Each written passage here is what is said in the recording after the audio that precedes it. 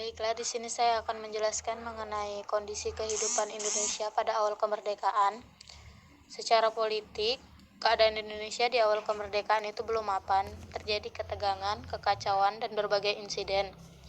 Hal ini sebab adanya pihak asing yang tidak ingin Indonesia merdeka. Rakyat Indonesia masih bentrok dengan sisa-sisa kekuatan Jepang yang beralasan dimintai sekutu untuk tetap menjaga Indonesia dalam keadaan status quo. Indonesia juga menghadapi tentara Inggris atas nama sekutu dan juga Nica atas nama Belanda yang datang kembali ke Indonesia dengan membonceng sekutu.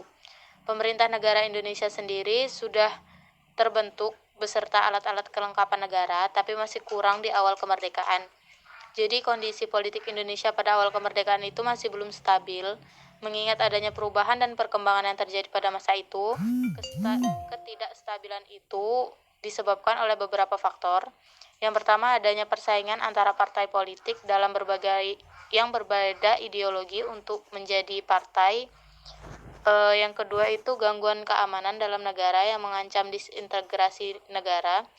Yang ketiga itu adanya kedatangan sekutu dari Inggris yang dibawa oleh Belanda yang ingin kembali menjajah Indonesia dan juga menimbulkan pertempuran di berbagai daerah. Baik, saya dari kelompok 2 ingin menyampaikan kesimpulan materi kami hari ini, yaitu perkembangan kehidupan politik bangsa Indonesia pada awal kemerdekaan.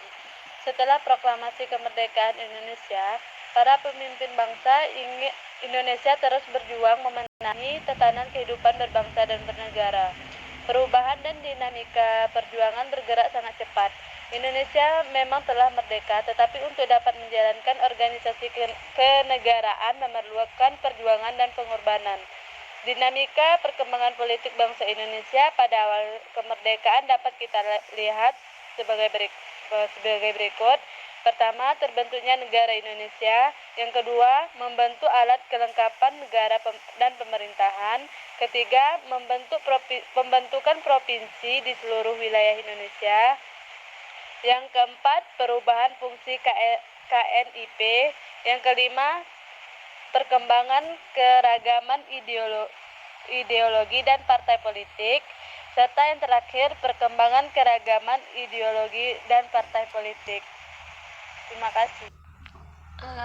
Sebelumnya terima kasih Bu. Saya Valda Lukita, perwakilan dari kelompok 3, ingin mempresentasikan hasil diskusi dari kelompok kami, yang mana jawabannya yaitu perkembangan kehidupan ekonomi pada awal kemerdekaan.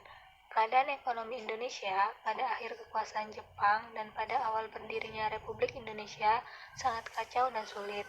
Latar belakang keadaan yang kacau tersebut disebabkan karena yang pertama, Indonesia yang baru saja merdeka belum memiliki pemerintahan yang baik, di mana belum ada pejabat khusus yang bertugas untuk menangani perekonomian Indonesia.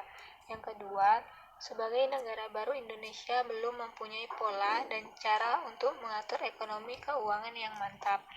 Kemudian yang ketiga, kehidupan ekonomi saat pendudukan Jepang memang sudah buruk akibat pengeluaran pembiayaan perang Jepang yang membuat pemerintah baru Indonesia agak sulit untuk bangkit dari keterpurukan. Kemudian yang keempat, yaitu kondisi keamanan dalam negeri sendiri tidak stabil akibat sering terjadinya pergantian kabinet, di mana hal tersebut mendukung ketidakstabilan ekonomi. Kemudian, politik keuangan yang berlaku di Indonesia dibuat di negara Belanda guna menekan pertumbuhan ekonomi Indonesia, bahkan untuk menghancurkan ekonomi nasional.